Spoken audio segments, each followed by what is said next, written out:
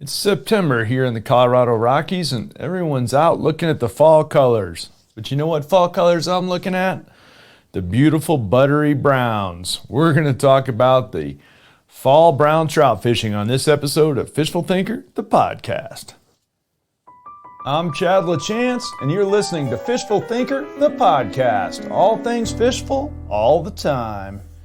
Hey guys, Chad LaChance here. Thanks so much for tuning in once again. In this episode of Fishful Thinker, the podcast, we're going to talk about one of my favorite things, and that is fall brown trout fishing. Now, if you're a big fan of Fishful Thinker, first of all, I appreciate that. Second of all, you'll know that we make an annual pilgrimage to go do some brown trout fishing every year in September, October, or November. Sometimes all of the above, and it's one of the few trips that I do almost every single year just for fun as well. And when you film 26 TV shows a year and guide all the time, I don't do a lot of traveling per se to go fun fishing unless it's completely out of my area altogether. And brown trout I make the exception for, and there's some reason, something about them that just really is I think it's the attitude, the overall look, the kype on the jaw, the coloring they get, the just overall, like I said, attitude that makes them really fun to fish. And another part of the reason I really like brown trout fishing in the fall is a lot of people are busy hunting and therefore not on the water, myself included, a lot of the time. I've already been doing a fair bit of hunting this year, and we're just getting seasons wrapped up, so that cuts into my fishing time a little bit. So when I do take time to fish, it's most likely going to be for brown trout at this time of year. We see some of our most beautiful fish of the year every year in September, October, or November. We see some of our most aggressive bites every year at this time of year from trout like that, and just in general, they're just a really exciting sport fish to pursue at this time of the season. And here we're a little bit early right now. This is being recorded on about the 15th of September, so we're a little bit early. So what we're really talking about right this minute when it comes to brown trout is a pre-spawn bite. And pre-spawn is generally regarded as a great time to fish for any species of fish. As they're getting ready to spawn, they will feed. They will feed heavily. The females especially will feed very heavily as they're finishing off their eggs, getting them ready to drop. And the males will as well, don't get me wrong, but the females of any given fish species are larger. And so they feed up really well this time of year, and that's a key part of it at this time, here in September. Another thing about it, at this time of the season, the waters are just really starting to cool down, and the fish are starting to get giddy, and that will get better and better and better as time goes on. So if we start out with talking a little bit of timing, it'll depend a little bit on where you are in the country or in the Rocky Mountain region. I happen to be in northern Colorado. Typically it's October that it's really going to peak, where you're going to get, a big number of brown trout that are up very shallow doing their thing. And that's going to be, like I said, more of an October situation than anything else. But having said that, you'll still experience some fantastic brown trout fishing all the way till ice in. And some of that will be fish feeding up after the spawn. Some of it will be because they don't all spawn at the same time. It's not like every brown trout in the lake decides at the same moment they're going to run up on the bank and spawn, or every brown trout in the river. It's kind of a long progression, no different than it is with bass or walleye spawn or anything else. The bass spawn in my home lake takes something like a month for the whole thing to go down. Same thing with the brown trout up in, say, North Park, South Park, some of the places in Colorado that are really synonymous with brown trout. Here in Colorado, brown trout are basically the only trout that are completely self-sustaining, or the only trout that are available in large numbers that are self-sustaining in population. That is, they reproduce well enough in running water situations that they sustain their own population. Parks and Wildlife doesn't do a whole lot of supplanting them unless they need to. Instances of a fire or something like that, forest fire that's hurt a population of fish, they'll bolster them with some fingerlings. That's being done right now in several areas right around my house. In Poudre Canyon particularly is a noted brown trout fishery, Cache La Poudre River, but we've had fires and floods over the last couple of years that have beat that fishery up a little bit, and Colorado Parks and Wildlife has taken time to get the population reestablished. Once that population is at full health, they will reproduce and maintain their populations. And the reason I bring that up is right away, whenever we start talking about fishing the browns of fall, and every time we put it on television, which again we do almost every season of Fishful Thinker, we'll do a brown trout show in the fall of the year, again because it's just such a fun time to fish, you know. Call me selfish as a show host, but if I'm going to not get rich doing something, I'd rather not get rich doing something I like. So I like fishing for browns, and therefore we're going to do some television shows for them. We always get good comments from a lot of you. We also always get hate mail from a lot of you for thinking that we're messing up their spawn, and I'm not generally the kind of guy to defend my actions because I don't feel like I need to, but in this particular case I'm going to, and that is that I've had long conversations with several of the managing biologists for the state of Wyoming as well as Colorado.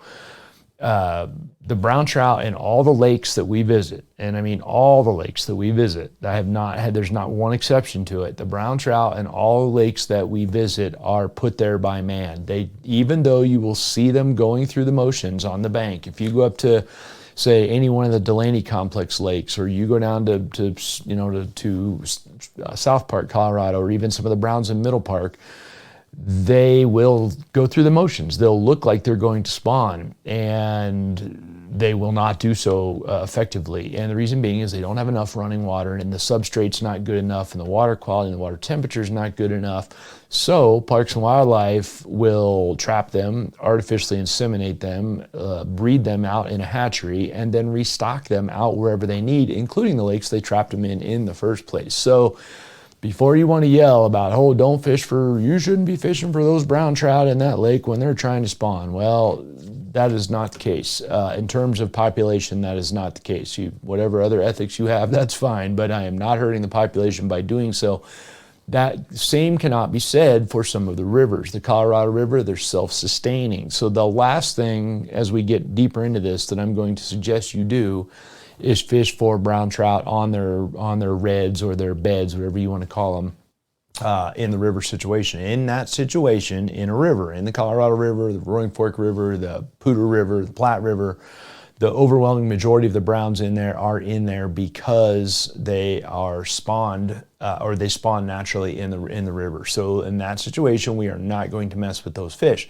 Having said that, as I already mentioned, they don't all spawn at once. And so if you've got some fish that are on reds and riffles in the river, you can count on the fact that there's going to be some in the runs below those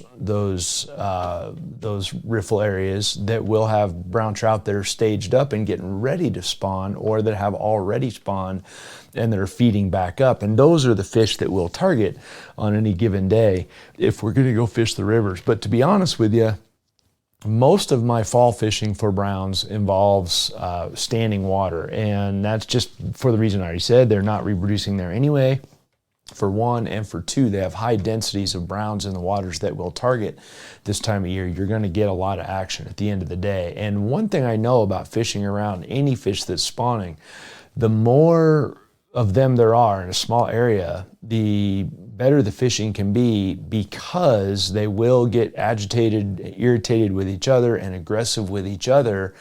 And all you have to do is make your lure be one of those each other's, quote unquote, and lo and behold, you can get all kinds of bites. So let's dive in a little bit with how we go about approaching catching them. We'll start with standing water, and then we'll move a little bit into still water. For me, from say now on, September, all the way until the lakes freeze up, it's going to be a big lure or a big fly game. This is the time of year that I will throw my largest lures for trout, or my largest lures that I'll ever throw for trout, I should say. That means that I'm going to throw something like a 6-inch long or 7-inch long or more lure, hard lure of some sort, to get a lot of these fish to bite. And If I'm going to throw flies, same thing. And the last time I fly fished for spawning brown, we were literally using sailfish flies, great big giant saltwater flies in extremely gaudy colors. And the reason being is that's part of the reason I enjoy fishing them in this style. Is you can get away with the big lures. For two, I can land and be easy on fish because I'm using heavy tackle. So if I'm worried about fish, say in a river situation, I know we're talking stillwater, but let's say I'm worried about river fish that I do want them to spawn healthy, or for instance, if I'm in the stillwater situation and I know that 2 weeks from now, Parks and Wildlife is going to be trapping these browns and using them for egg production, well, then the easier I can be on those fish, and as far as getting them put back, the better condition they'll be in that situation. So the large lures let me fish with large tackle, which makes me be very easy on fish. One of the funniest things ever was a large brown trout that I caught, and I caught him up at Delaney Buttes Complex in the North Park area of Colorado. And it was one of the bigger browns I've caught in there, and I almost never weigh or measure fish, but this fish was in the maybe 8-pound range, good size brown, big brown trout. And I caught him on a big old floating Rapala, the old school floating Rapala, and I caught him on a number 13, right? So that's a big bait. I mean, that's a pike bait by any standards. And I caught him swimming that right under the surface. And there was a bunch of fly guys that had been fishing there for a while. And when I landed this fish, as soon as I bring him in the boat, and I've got him on like 15-pound braid and a 15-pound leader and a medium heavy powered spinning rod. I got him on big tackle. I net him, bring him in the boat. His entire lips were coated with little tiny midges that he had broke off from a bunch of fly guys. He had like 12 flies broke off in his face. This fish had bit a lot of small flies in the last not too long period of time and had beat all those guys because they're throwing them on little tiny tippets, and which they need to throw the little size 22, 24, whatever they were flies, and the fish was winning consistently over those fly guys. But he had no chance with the big giant plug with me in terms of getting that thing to break off, which is good because you don't want to be breaking stuff off in fish. Ironically, I pulled all the flies out of that fish before I let him go, and felt pretty good about stocking my fly box that way. But that's a whole nother story. So back to the focus here. Big baits. These days, I don't throw the floating Rapalas anymore, and the reason being is they're expensive, fragile, and inconsistent. The baits I prefer is the hit stick, which is designed to mimic a very similar action. It's nothing against the action of a floating Rapala. Fantastic bait when you get one that runs right and is in good condition. But you constantly have to tune it. It's very finicky. It's different in cold water than warm water, blah, blah, blah. The hit stick basically has a lot of the same attributes that floating Rapala does. The guys that designed that bait spent a lot of time to make it roll in the same way that a Rapala bait rolls, which is side to side as opposed to yaw. It actually has a roll. If you're familiar with airplane terms, you have yaw, pitch, and roll. The bait rolls side to side more than it yaws around its axis. So it's a very good bait for generating bites. It's buoyant, similar to the floating Rapala. And to be really honest, a lot of these bites were developed for me 2 decades ago around the floating Rapala, and that bait has since been supplanted with technology and a bait that's much less expensive, much more durable, much more consistent, and better colors all the way around. So the hit stick's a great choice. I'm going to start no smaller than a 9 centimeter, no smaller than that, and even at that range, it's going to be in a small river type situation if I'm going to throw one that small. Most of the time it's going to be an 11 or a 13. It's going to be an 11 centimeter or 13 centimeter bait, a great big bait. And the reason basically is this: the brown trout in the fall just don't play well with others. The reason they have a kipe on their jaw is so they can compete with other males. That's why they get that kipe or the hook on the end of the jaw. You notice their teeth are a lot more pronounced as well at this time of year. And again, that's for the territorialness of the whole thing. And if you watch them posture on each other, there's no question they just don't play well with others at this time of year. So a great big bait like a number 11 or number 13 hit stick gives them something other than food to bite. In other words, yes, it's a big bite, and brown trout love big bites. And on a pre-spawn situation like right now, like mid-September, absolutely they will bite and eat that, and without any question. But when we get closer to the spawn, it may be that they're biting it because they are irritable and it is large enough to present an actual threat in their range. They may not care about a little minnow that's swimming around near them if they're not in the act of feeding, but they are for sure going to care about another 7-inch long fish of some sort that's up in their business while they're trying to establish their own territories or impress females or whatever else is going on around the pre-spawn situation. So the big lures will give you aggression bites. They'll get you curiosity bites. They'll get you territorial bites, not just feeding bites. And that's one of the things that I really like about the great big baits. The other thing I like about the big baits this time of year is you can get the biggest fish to move. Whereas with a smaller bait, maybe they will, maybe they won't. But I've done this in rivers enough to know where I've got a brown trout in the fall and he won't bite and he won't bite and he won't bite and I can't get him to bite. One of the reasons, or one of the ways I will often get him to bite, is just continuously upsizing a lure until it's to the point of being a definite nuisance for him. Just for the record, I do the same thing for largemouth or smallmouth bass on their spawn cycles. If I can't get them to bite, I'll put a great big lure on. The bigger the lure gets, the more threatening it gets to the fish, and at some point they'll bite it out of pure aggression. And that's one of the things I will key on with brown trout for sure. So another thing that you can get them irritated with, besides just the pure size of your lure, is the action of your lure. If you make your lure all erratic and crazy, you can irritate fish more. And if the lure is very rhythmic, maybe it gets them, maybe it doesn't. But if it's erratic, maybe with a stop and go retrieve or a very fast snappy retrieve or a traditional jerkbait type retrieve, then you can get a lot of the fish to bite based on the fact that the lure's acting crazy, so to speak, and you'll get them excited or fired up about it.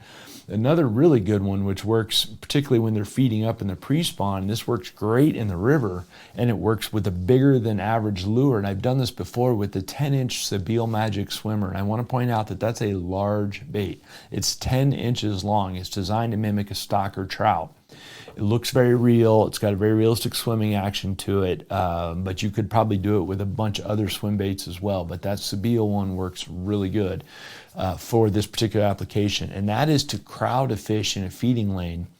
So long story short, if you can find a brown feeding somewhere and you can see him in a feeding lane, a lot of the times he'll be up against the edge of the bank this time of year, particularly brown, some sort of an undercut bank, or even if you don't even know they're under there, you let that bait go, throw it across the current, let it get down current, and then basically hold it and let it swim in the current right in front of or right next to the brown that you're watching feed, or under the undercut that you watched him go under, and just let it swim there in the current.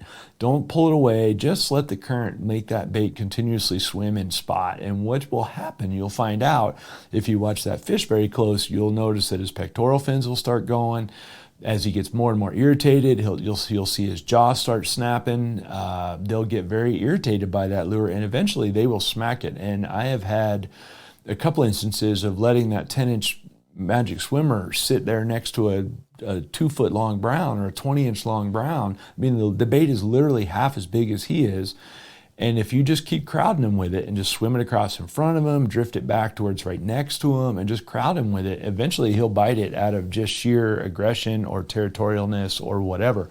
To be honest with you, I don't care why he bit it, just that he does bite it. And it works surprisingly well. But the only time of year it works is in the fall. The rest of the time, if you do that, what he's going to eventually do is get irritated and leave. He's got a different attitude about it in the rest of the year, and that same thing will transpire in standing water. What you can also do is run a jerkbait into an area where you believe there's a bunch of them sitting, maybe on a gravel bar or something like that, and then just kill it and let it sit there. And you'll be surprised that on a very long pause, one of them will bite it. And it's because I believe the bait just crowds their area. It is not an area that they want other lures in or they want other fish in, and they're going to determine that that one's not supposed to be there, and they're going to smack it. So the great big baits are really key. I just mentioned the Magic Swimmer, but if you're one of those guys that loves throwing swim baits for bass and walleyes, well, maybe you need to go to a really good brown trout lake and run that swim bait around in areas that you expect that they're going to spawn. And you may find that you get some gigantic trout to bite that swim bait that you never in a million years would have thought they would do. Some sort of a big, soft, trout-looking swim bait's a great call. You can do the same thing, just for the record, with something like a Berkley Power Swimmer and a 5-inch version on a jig head. That doesn't require quite as specialized a tackle as, say, a 10-inch long 4-ounce swim bait might. That will work really good for you. Also, possibilities besides that Magic Swimmer that I mentioned, which is available in some smaller than 10-inch sizes as well. That 10-inch one, again, requires specialized tackle to throw. It's a very heavy bait. But they make them in smaller versions up to, say, 6 inches that you can throw on a regular spinning rod without any problem. So that is an excellent choice to throw around browns. Another one that's really good to throw that can be an irritant, and I do this on a complete rip and pause retrieve, is a lipless crankbait. For me, that's a war pig. For you, it could be who knows what. Every company makes a lipless crankbait of some sort. 3/4 ounce Berkley War Pig is a fantastic bait in the fall for browns. And again, it's a rip it. Just rip it hard. Let the BBs that are inside of it do what they do. It'll almost sound like shattering glass when you rip it.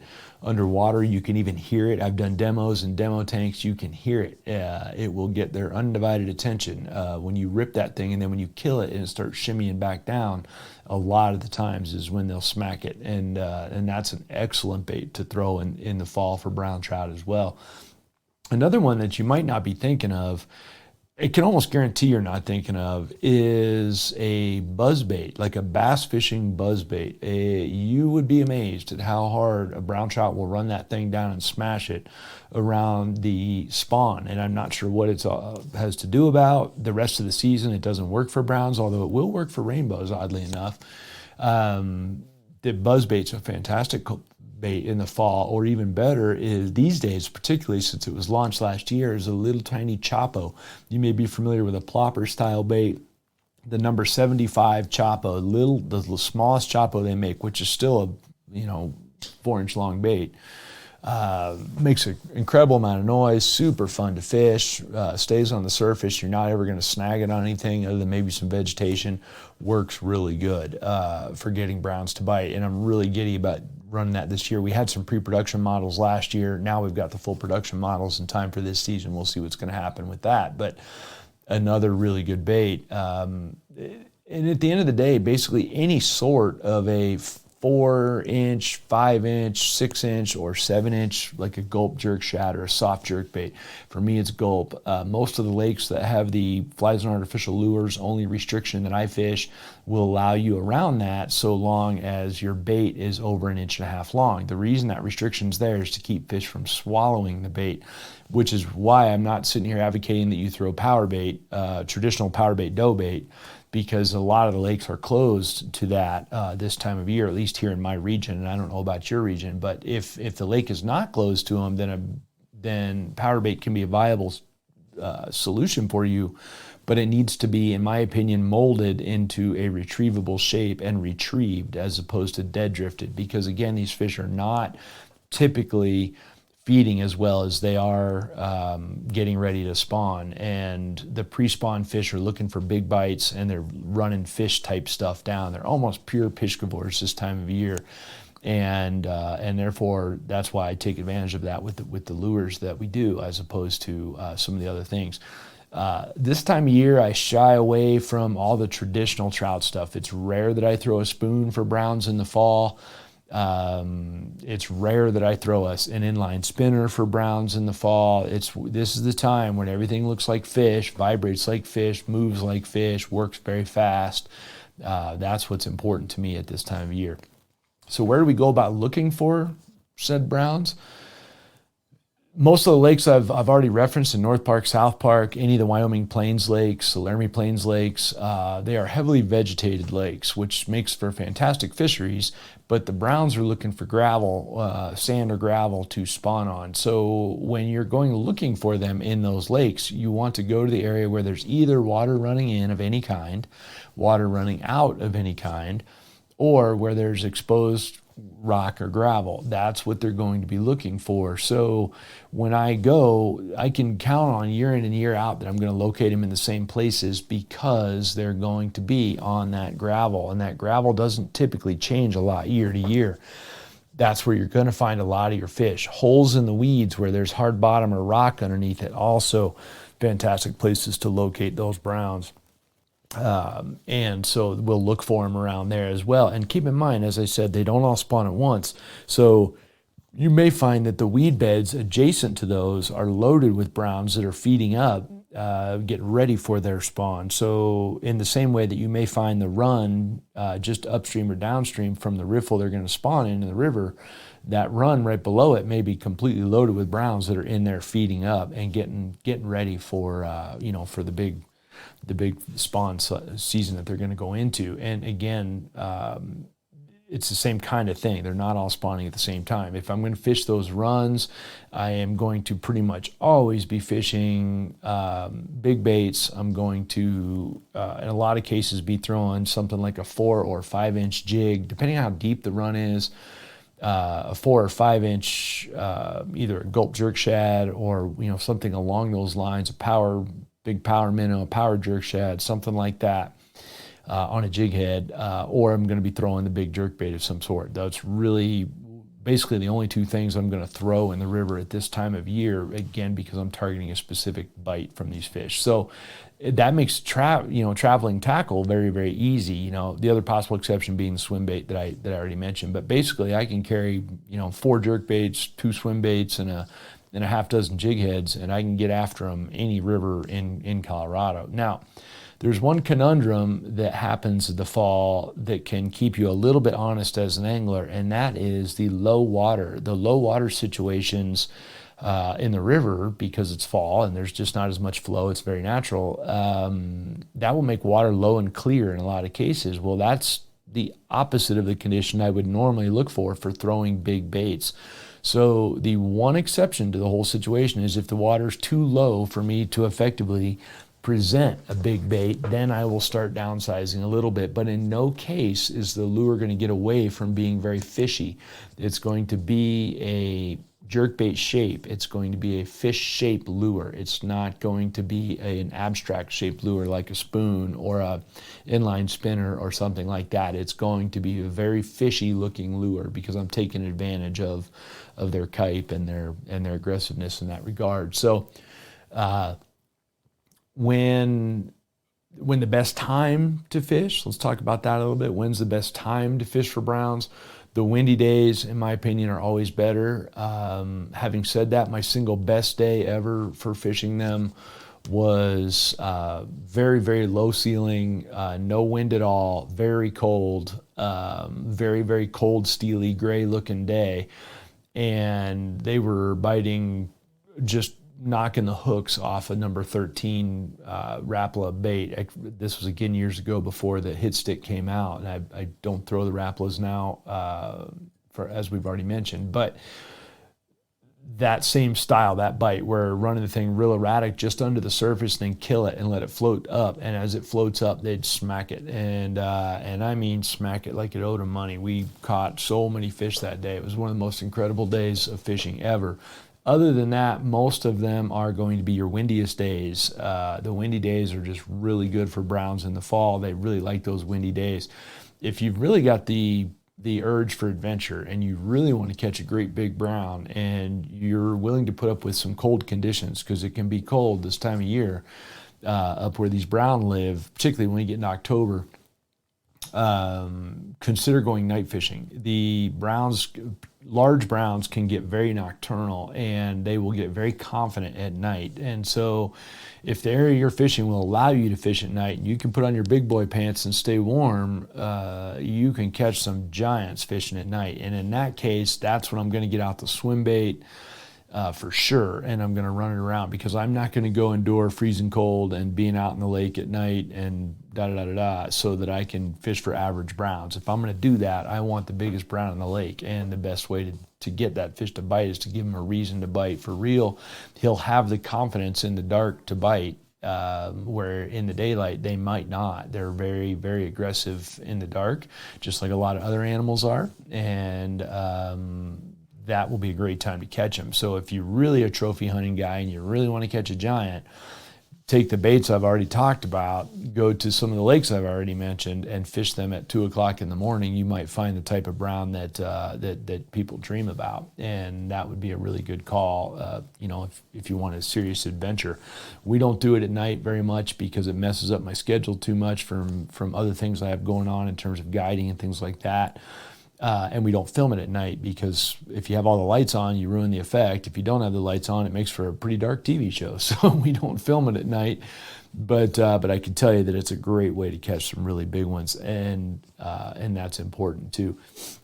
Lastly, I'll throw out here this. If you show up and for whatever reason the browns aren't playing, and that's rare, but let's say it's a very sunny day and the browns are just not showing the aggression, it's calm and sunny, well, your best option is to fish under those fish, slightly deeper than those fish, adjacent to where the browns you expect to be. Downsize a whole bunch to something like a 2.5-inch powerbait max scent tube or something along those lines, or a Beetleboo jig, a Johnson Beetleboo jig, and fish under or behind those browns, and you may find the biggest rainbows you have ever seen there. So those rainbows will come in and try to take advantage of the eggs being dropped from the females, and the rainbows are then feeding very tight to the bottom on much smaller food sources. So keep that in mind. The browns, I find you're better to fish at or above their level, which is consistent with a lot of bites that we deal with. But the rainbows that are feeding on the brown eggs are best addressed by fishing right on the bottom or as close to the bottom as you can.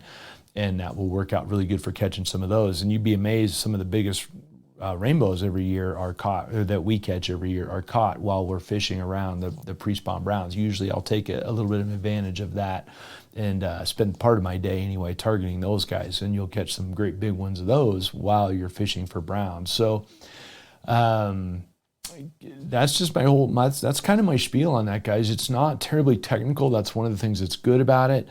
We try to be very easy on fish this time of year. We always try to be easy on fish, but when we're dealing with fish that we know are heading into their spawn cycle, we try to be even easier, quicker on them. Put them in fray bill nets with a big flat bottom and a rubberized mesh so that they can very easily swim around in there and keep their act together while you get them unhooked and maybe get ready for a picture or whatever you're going to do. Keep the fish in the water, but we're very easy on fish that way. We're throwing all of our biggest baits, which means we can throw them on big tackle, which means we can land them easy. So that's a good call as well. And then the last thing I'll throw out there is resist the temptation to downsize. Most commonly, we're going to do better when we upsize than if we downsize. When you downsize, your catch rate may go up a little bit, but you're going to start looking at fish that aren't mature enough to spawn. So they're all excited in the same way that maybe if you're a deer hunter, a spike or a little forkhorn buck, he's all giddy that the rut's going on, but he doesn't know why. Well, that's the same thing with a 10-inch brown. 12-inch brown. He's banging around with a bunch of these 20, 22-inch, 24-inch buddies of his, but he doesn't understand what's going on with him, and he'll bite all kinds of stuff, whereas those great big fish are more inclined to bite the big bait. So avoid the temptation to downsize. You're out there for a reason. You're looking for big ones. Well, keep the big bait in your hand and stay after it, and you'll find you get after them. As far as colors go, for me, a lot of times it's going to be a trout color, either a rainbow trout or a brown trout color. It's going to be maybe a gold hue of some sort, again, to sort of half mimic the colors of the browns themselves. But any sort of a trout color, and generally, or a sucker color, will get you bites this time of year. A hot orange can be a really good color as well. A hot red can be a good color, but basically, again, we're not matching it. We want to be a fish looking thing that is more or less the color range that you might expect out of the browns you're fishing around, and that will get you plenty of bites. So guys, get out and get after them. If you have brown trout in your area, this is the time of year to do it. And if you have questions, shoot me an email. I'll be glad to help you out there at chat@fishfulthinker.com. We would appreciate it very much if you join the conversation on our social media. That would be at Fishful Thinker on Facebook or Instagram.